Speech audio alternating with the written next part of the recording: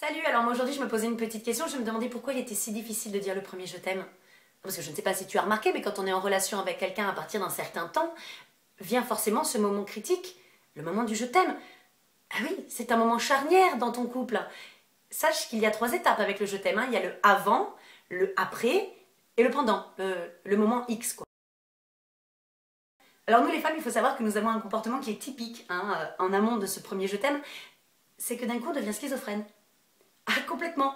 À un moment donné, il y a une petite phrase dans notre tête qui ne cesse de nous obnubiler. Une question comme ça qui revient, qui revient, qui revient. Est-ce qu'il m'aime? Bon, évidemment, question que tu peux pas lui poser à lui. Non, c'est pas possible. Donc tu te la poses à toi. Et là, tu vas rentrer dans une espèce de quête intersidérale de preuves. Ah oui, tu vas analyser les textos, tu vas regarder les comportements, tu vas devenir chiante. Tu vas tellement même devenir chiante que tu pourrais presque aller jusqu'à la rupture. Ce qui est complètement con, en fait. Ah oui. Tu sais que depuis que je suis... Enfin, avec toi, j'adore. Moi, je voulais te dire que justement... Écoute, écoute. Tiens, j'en étais sûre, chérie, regarde, c'est une Nissan GTR. Rien qu'au bruit. Vas-y, tu disais quoi? Je disais rien, là. Non. D'ailleurs, je pense que je vais plus jamais rien dire, moi, tiens. Je me casse, par contre.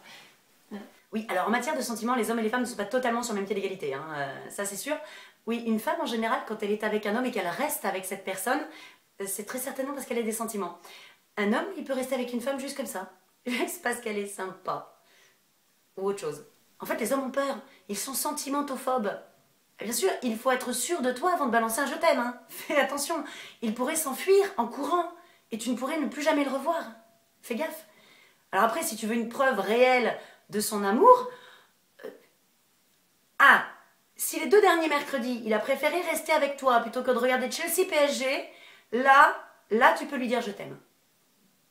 Là, c'est un ovni, ton mec. Sache-le. Ok, imaginons que tu sois sûr de ses sentiments et que cette phrase, tu te sentes obligé de la dire, sinon tu vas mourir. Là, choisis bien ton moment. Ah oui, il y a des moments quand même qui sont plus opportuns que d'autres. Évidemment. Évite, par exemple, toute bourrée en soirée. Oui, on sait que l'alcool, ça désinhibe, mais quand même, tu auras l'air con. Ou pareil, faire tes courses à Auchan et lui coller un je t'aime entre les chips et les cahuètes, il y a plus romantique. Oui, alors là, par contre, moi, j'ai un petit coup de gueule. J'aimerais savoir quel est le con qui a inventé le moi aussi. Non, parce que si toi, tu fais le plus gros du boulot, quand tu dis je t'aime, avec tout ce que ça veut dire derrière, le mec en face, il a qu'à dire moi aussi. Moi aussi. C'est nul. Ça n'a aucun impact, ça. Putain, c'est soldé, quoi, comme réponse. Sérieux. Non? Ah, par contre, je tiens à te féliciter si tu as réussi à dire je t'aime à ton mec et que tu as eu un moi aussi peut-être un petit peu bas de gamme, bien sûr, parce que ce n'est pas toujours le cas. Même si tu es sûre et certaine que la personne en face t'aime, tu peux avoir un backdraft. Fais gaffe, un grand moment de solitude. Bien sûr, il peut s'avérer que en lançant un je t'aime comme ça, tu te retrouves face à une personne qui ne répond pas. Ou pire, quelqu'un qui puisse te dire non mais attends, c'est pas de ma faute si je t'aime pas. Non, c'est pas de ta faute. Bah non, tu penses c'est moi. Sache garçon que si tu pensais t'en sortir avec un simple moi aussi, tu es très utopiste, car s'en suivra 2 questions existentielles. Pourquoi tu m'aimes et comment tu m'aimes? Bon, tu éviteras s'il te plaît de nous répondre de la merde de ce style-là. Parce qu'on dirait ma mère en plus jeune. Ben avec le cœur. Mais enfin, je t'aime comme un fou, comme un soldat, comme une star de cinéma. Tu vois, je t'aime comme ça. Le premier je t'aime, c'est le plus beau, c'est celui qui t'arrache le cœur.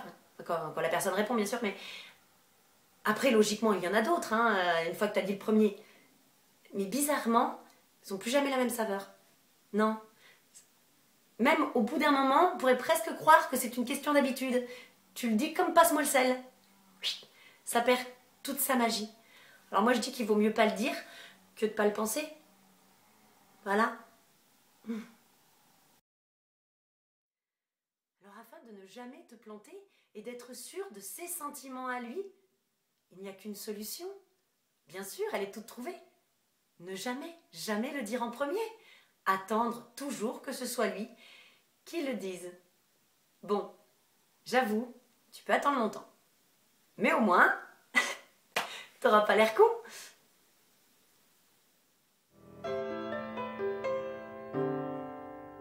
Je t'aime.